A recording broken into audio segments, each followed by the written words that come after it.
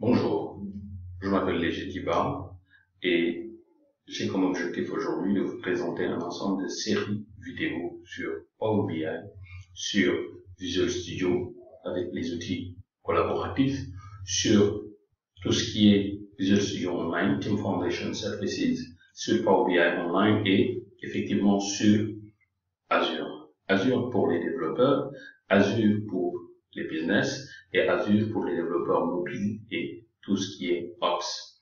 Dans cette série de vidéos, nous allons d'abord voir comment travailler avec Power BI en utilisant le résultat de Power BI et l'intégrer sur Visual Studio.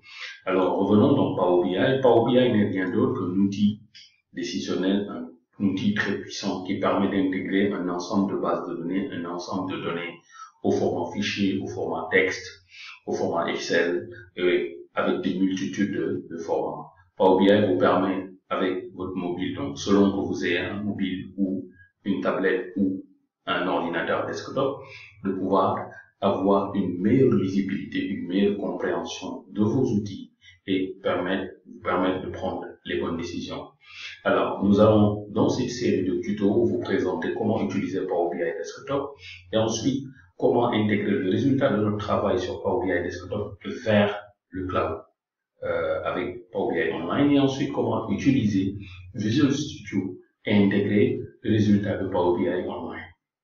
Dans une autre partie, nous allons voir c'est quoi Team Foundation. Quand vous avez une équipe de développeurs, comment vous pouvez avoir un développeur en Chine, un développeur en Inde, un développeur en Afrique, en Europe, aux États-Unis, et de pouvoir collaborer ensemble sur un projet réel. Enfin, nous allons déployer notre projet sur le cloud Azure. C'est quoi Microsoft Azure? Azure n'est rien d'autre que le cloud de Microsoft.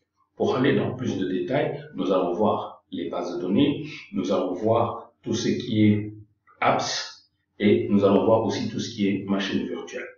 Dans les tutos qui vont suivre, si vous suivez les tutos un par un, à la fin de ce tuto, vous serez à même de démarrer un projet sur Power BI, de l'intégrer sur Power BI Online, de pouvoir, à partir de Visual Studio, mettre en place un site web ou une application web, de pouvoir intégrer le dashboard, de pouvoir travailler avec d'autres développeurs qui sont à travers le monde et de pouvoir utiliser Microsoft Azure.